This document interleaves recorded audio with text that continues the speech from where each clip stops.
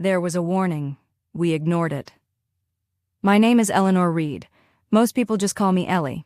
I'm 32 years old, and until recently I worked at NASA's Goddard Space Flight Center, Deep Space Monitoring Division. My job was to analyze telemetry from satellites, parse signal noise, and flag anomalies most people would never see. In plain English, I stared at space for a living and listened for the things we weren't supposed to hear. If you're seeing this, or reading this log, then one of two things has happened. I'm dead, or you're really, really late. Either way, this is the story of how the world ended. Slowly, quietly, and then all at once. Not with a bang, not with war or some virus we unleashed on ourselves. It started with the sun. I live in a basement apartment just outside Laurel, Maryland. After finishing my graduate program in astrophysics, I stayed on with the division as a junior analyst.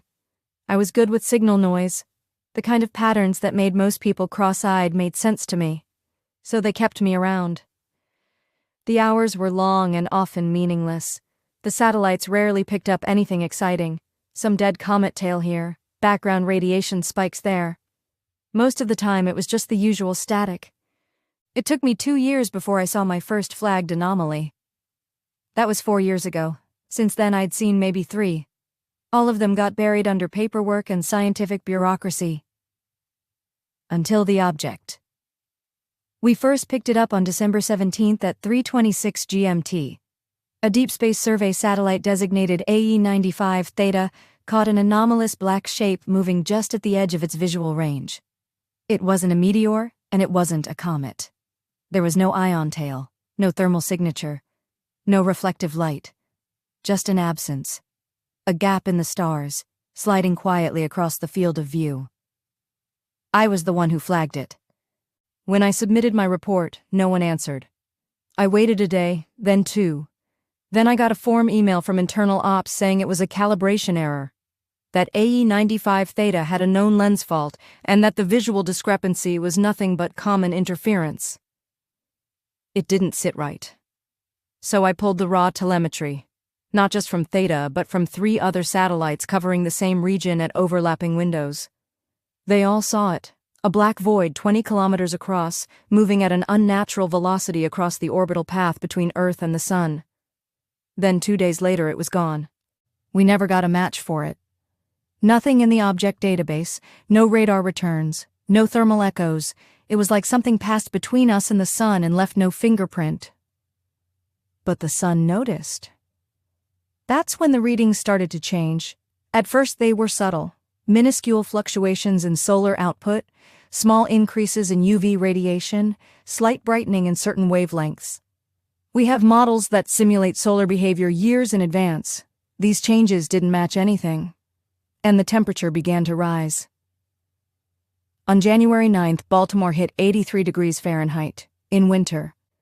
The news called it a freak heat wave. People wore shorts.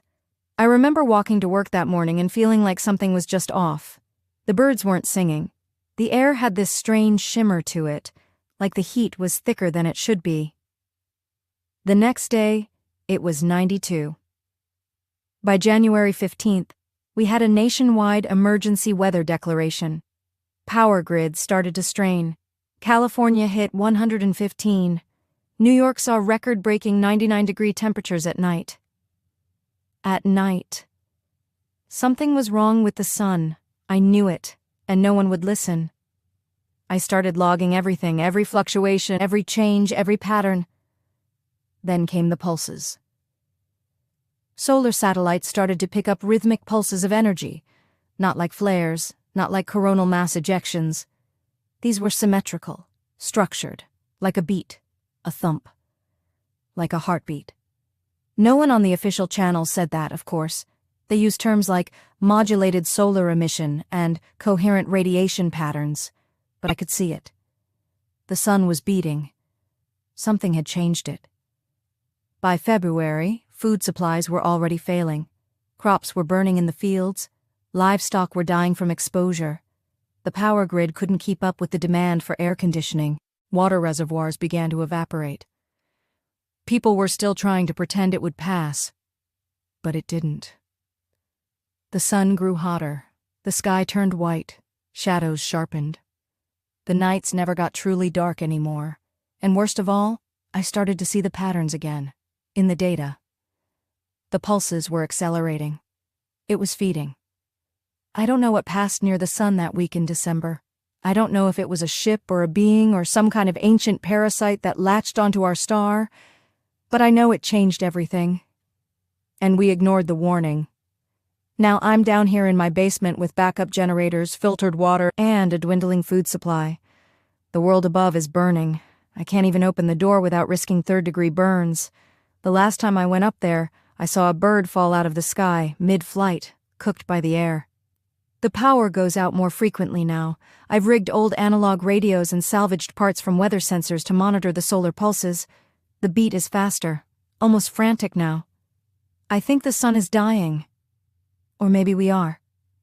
Either way, this is my record, my confession, my warning to anyone who might come after. There was something in the sky. We saw it, and we did nothing. I tried reaching out to my old team after the pulses started accelerating. Dr. Nathan Becker was the last person from the department I trusted. He was head of the modeling group, a no-nonsense physicist who wore ties even on weekends and took black coffee like it was a religious sacrament. He'd once walked me through an orbital drift scenario over dinner after a conference in Tucson, so I called him. I never got through. His line was dead. His office had been cleared. Emails bounced. It was like he'd been scrubbed. It didn't make sense, unless they were hiding something. The official reports changed after that. Suddenly the news was talking about solar evolution, about a brief but intense phase of solar energetic behavior. They had experts, real scientists, saying this was within the sun's natural variability. That was a lie. Stars don't change this quickly. They don't pulse like hearts. They don't feed. I knew this thing had changed our sun, and that whatever it was doing, it was accelerating. I went off-grid entirely in March. The cities became unlivable, roads melted, trees burned while standing, birds disappeared, dogs went feral. My neighbor's kid tried to run through a sprinkler and collapsed, unconscious from the steam rising off the sidewalk. The government stopped broadcasting regular updates. Now it's just alerts. And the emergency tone that plays once every hour? The sun is white now. Not yellow, not orange. White.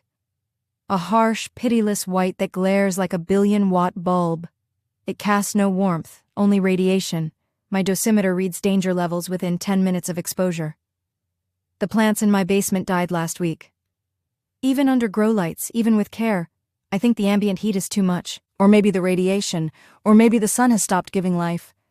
And started taking it. I keep hearing things on the radio. Not voices, not words. Just sounds. Pulses that aren't just solar anymore. They carry structure, frequency, modulation that matches no known waveform. It sounds like breathing. The sun is breathing. And I think it's waking up. I woke at 4:12 a.m. to the sound of the power inverter kicking off. The drone of the ceiling fan above me died suddenly, replaced by a heavy silence. The heat was already settling like a wool blanket soaked in sweat. I sat up groggily, checking the portable battery monitor on my nightstand. Dead.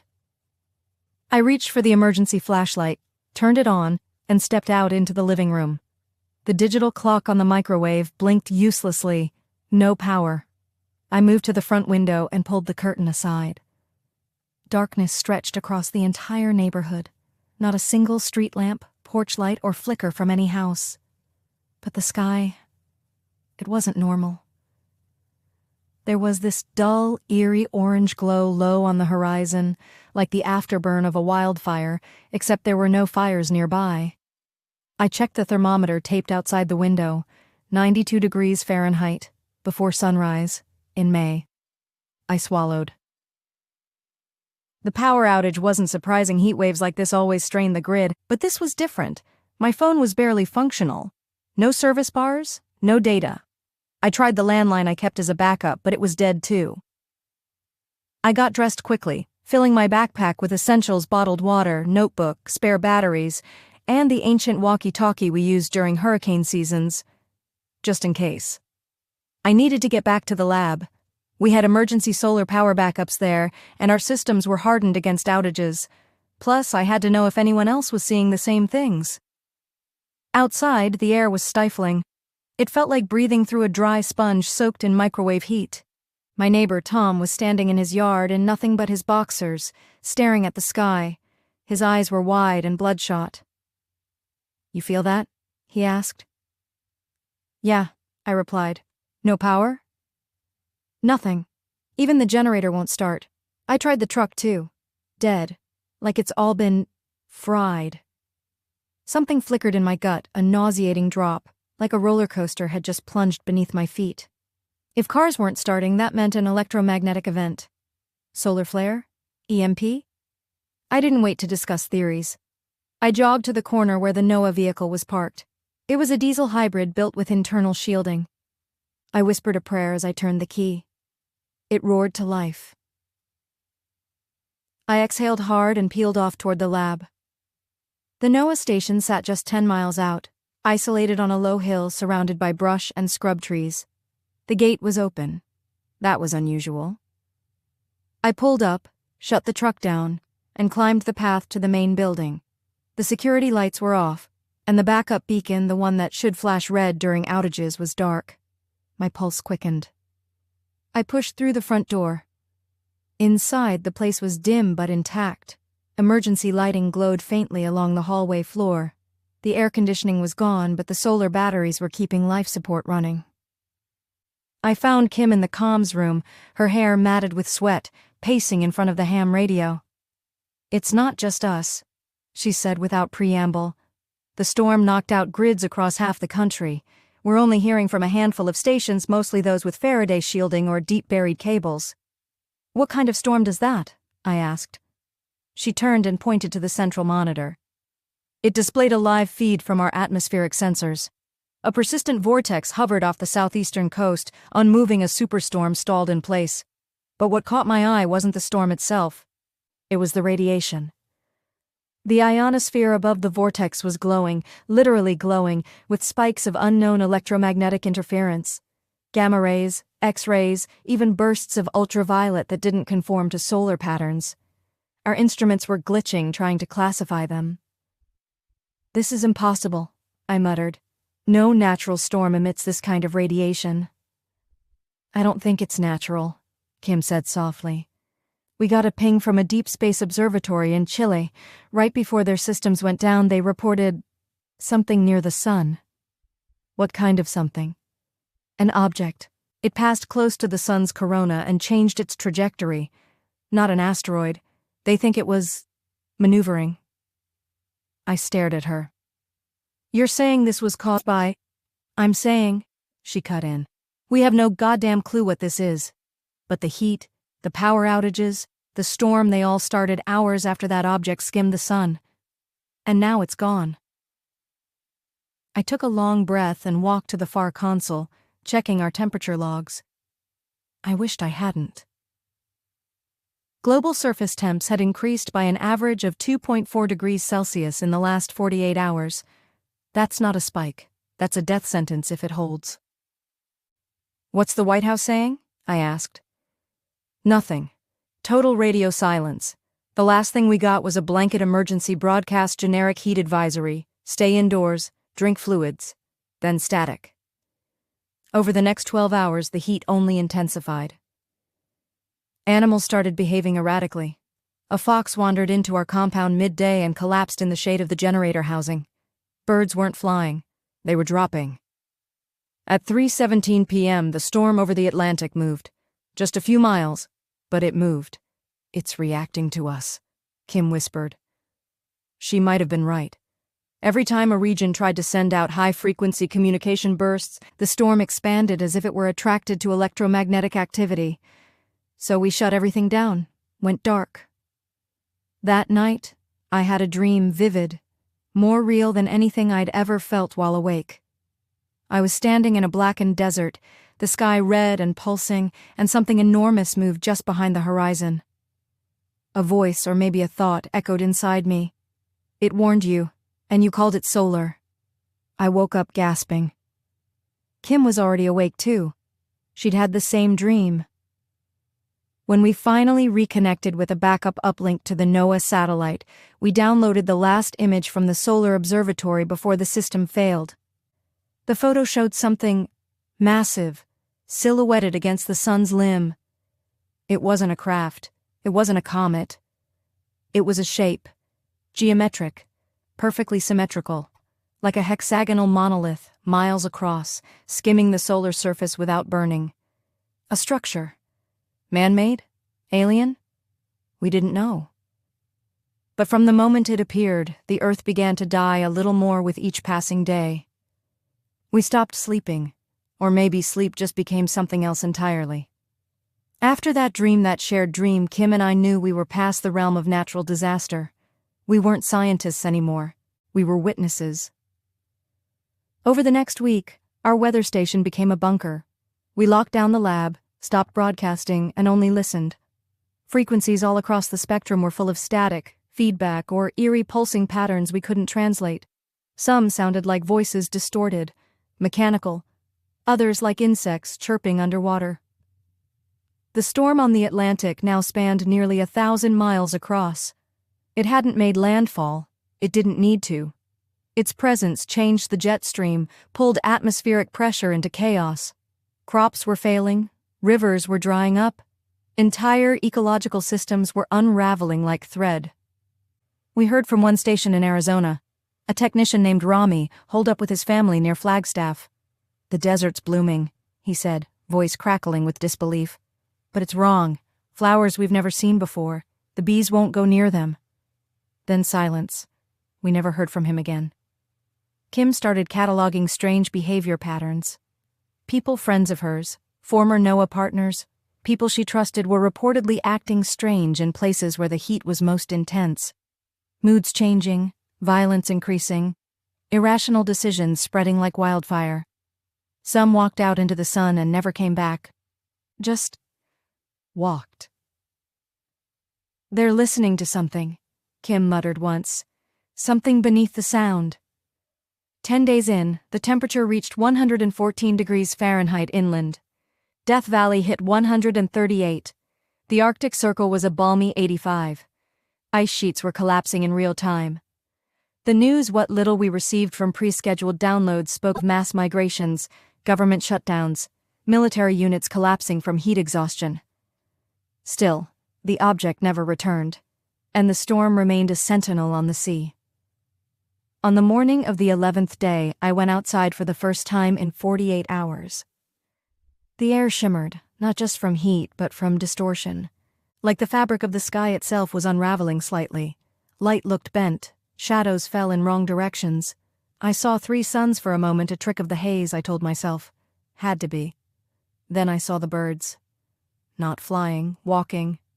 A whole murder of crows, silent, stalking the edge of the field like scouts, each one looking up, not down, their heads twitching towards something above the clouds. When I moved, they all turned in unison and scattered. Back inside, Kim was pale. She'd found something. "Ellie, you need to see this." She led me to the main server room. She'd been running software through the last satellite image, the one with the structure near the sun, applying filters, enhancement tools, decoding artifacts buried in the radiation bloom. What she found made my skin crawl. There were symbols. Not random noise, not data compression errors. Symbols, carved into the edges of the hexagonal shape like warning labels in a language we'd never seen. 6 repeated glyphs. Identical. I matched the patterns to those from a 1972 SETI ping, the Arecibo broadcast. The symbols, they mirror the response grid layout. "You're saying something responded back and warned us?" She nodded. But it was dismissed as background noise. Too weak, too late. But it wasn't. It was a countdown. That night, the dreams returned. This time, more vivid, more terrifying. The same red sky, the same heat. But now I saw them things standing on the ridgeline, tall, emaciated shapes, not aliens, not demons, something older. They didn't speak, but I understood. "You were given dominion. You turned it into fire." I woke choking, blood on my pillow from a nosebleed. Kim was already up. She didn't look at me. "I saw them too," she whispered. "I think they're here. Watching." The next morning, a high-pitched whine filled the lab, a frequency barely within human range. It started just after sunrise and lasted precisely 3 minutes. We recorded it, analyzed it, looped it back in slow motion. In the middle, buried beneath the pitch, was a voice. One word. Evacuate. We tried the NOAA uplink. No connection. Then the military satellite. Dead. Then the Cold War backup frequency buried in the government emergency systems. One active signal. A beacon from Antarctica. The message repeated. Ellsworth Station active. 3 survivors. Unknown phenomenon sighted. Object passed overhead. Sky turned black. Repeating. Ellsworth Station active. Antarctica. The coldest, least populated, most isolated place on Earth. Kim looked at me. If there's a way to survive this, to learn what's happening, it's down there. But there's no planes. No commercial flights. No... We still have one NOAA seaplane. Emergency fuel. If it'll run. We both knew it was madness. But it was also the only option. We left the following day. I don't remember saying goodbye. The world wasn't the same anymore. Leaving a building felt like leaving a body. The plane, mercifully, started. The fuel tanks were 70% full, enough to island hop along the Caribbean down the coast of South America. The first few hours were uneventful. Then off the coast of Venezuela we saw it. Not the storm, not the object. A ship. A freighter, massive, dead in the water. No crew on deck, no radio signal. Its hull was scorched black, like it had passed through fire. Kim veered us away without a word. At night we landed near a remote airstrip. Heat ripples even at 2 a.m. We refueled, slept in shifts, ate protein bars soaked in melted ice. And I kept dreaming. The red sky, the monolith, the crows. But now there was sound, a rising hum, like a heartbeat stretching across the void. The sun was sick. The earth was sick. And we were flying toward the only place cold enough to hide from whatever was coming. We crossed into southern Chile during what should have been winter, but the Andes had no snow. Rivers were dry. Farmers burned entire fields to keep locust swarms away, insects that bred unnaturally fast in the new heat. Everything felt off, like the planet had tilted slightly more than it should. Kim didn't speak much. She was focused, obsessed, mapping storm cells, tracking seismic activity, charting what she called subharmonic anomalies. The Earth was making noise, she said. Deep groans from the crust, a planetary signal of distress. We made it to a remote fueling station in Punta Arenas after 2 days of chaotic travel. There we encountered a Chilean climatologist named Marco. He'd been working at a university until it was overrun with refugees. Now he lived in a reinforced storage container, monitoring UV indexes and atmospheric data. He let us sleep in a back room while he boiled what water he could. At dawn, he showed us something. "I recorded this 3 nights ago," he said, handing Kim a hard drive. A lens flare, I thought. But no, it moves, like it's inspecting. The footage showed a high-altitude image of the Southern Ocean, clear skies, then a sudden burst of heat bloom, but not random. It was circular, patterned, pulsing. A code. "Whatever's in the storm," Marco said, "it's learning, watching us, and it's headed south." We left that night. Kim piloted in silence. I kept my eyes on the ocean. It looked wrong. Patches glowing algae shimmered in unnatural shapes. Whale corpses floated, split open from heat exposure. Storms now spun in bizarre geometries, hexagons, spirals that folded into themselves. By day 3, we approached the ice shelf, or what remained of it. Most of West Antarctica was now water. The edge of the continent bled into the sea like a festering wound. But far inland, near the base of a tall escarpment, we spotted Ellsworth Station, 3 broken towers, a half-sunken dome, and a rusted radar dish spinning despite no wind. We landed on a melted sheet near the southern ridge. Silence. Not just absence of noise, but a void, the kind that makes your ears ring from the emptiness. Then we heard the broadcast. Ellsworth Station active. 3 survivors. But when we approached, there was no one alive. The main door was locked from the inside. We pried it open. Inside we found the bodies. 3 scientists perfectly preserved. Not by cold, there was no cold, but by something else. They looked mummified, skin desiccated, eyes wide open. All 3 pointed toward the communications room, where we found the 4th thing. A machine, not human-made. It looked grown, not built. Veins of metal, ridges of something like bone, pulsing softly, and attached to the radio. Kim stared at it, frozen. "It's transmitting," she whispered. "To what?" "To them." She touched it. I don't know why she did. Maybe she had to. Maybe it called her. The machine reacted instantly. It unfolded no mechanical parts, just organic flexing, like a flower blooming in reverse. And in the center, it showed us something. A projection. A map. Of the solar system. All of it. Red. Except for one point. Still white. Earth. And around it, 6 black lines closing in. We camped in the comms room for a night. The dreams returned in full force. I saw the object up close. It wasn't a ship, it was a marker, a totem of judgment. It pulsed with heat, not from fire but from memory, burning the sins of a planet into the atmosphere, releasing what we buried, releasing them. The Watchers. Older than stars. Silent. Patient. They waited for civilizations to cross the line. Not a line of technology or warfare. A line of hubris. Of pretending to be gods while burning the sky. And we had crossed it. The machine's final transmission was coordinates. Kim mapped them. It was deep in the transantarctic mountains, an area once inaccessible, now thawed. We had one choice: follow it. We took what supplies we could, used a snowcrawler left behind by the Ellsworth team. On the 2nd day, we passed through a field of glass. That's what it looked like, crystal structures growing from the earth, shaped like twisted branches. But they hummed, vibrated at a pitch just under hearing. Kim cried when she touched one.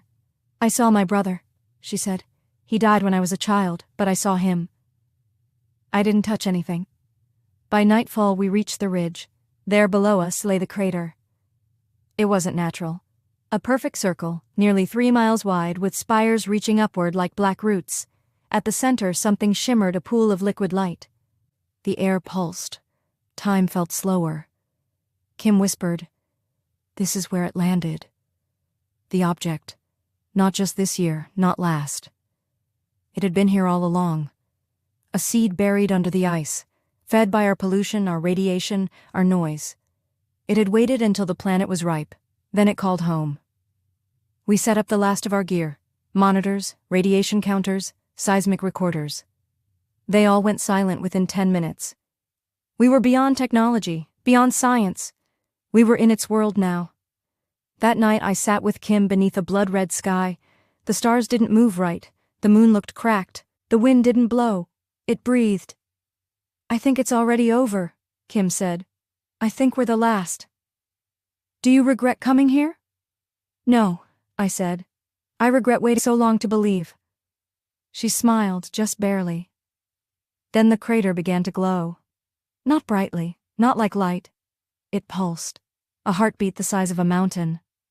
And from its center something rose. Not a creature, not a ship, just a shape. Towering, black, made of things that made no sense, folds of geometry too complex to name. It saw us. I know it saw us. And it remembered. It didn't move like a living thing. It moved like a pattern, like a mathematical solution unfolding across dimensions we couldn't see. The structure that rose from the crater wasn't made of metal or flesh. It wasn't even really there in the way we think of objects. It bent light, warped sound, made the ground buzz beneath us in tones that didn't belong in nature. Kim stepped forward without hesitation. "I think it wants to speak," she said. "No," I told her. "I think it already has. We just didn't understand." The glow intensified. We were no longer standing in Antarctica. The mountains, the ice, the sky, they all vanished like paper peeling away from a fire. In their place was nothing. Not darkness, nothingness.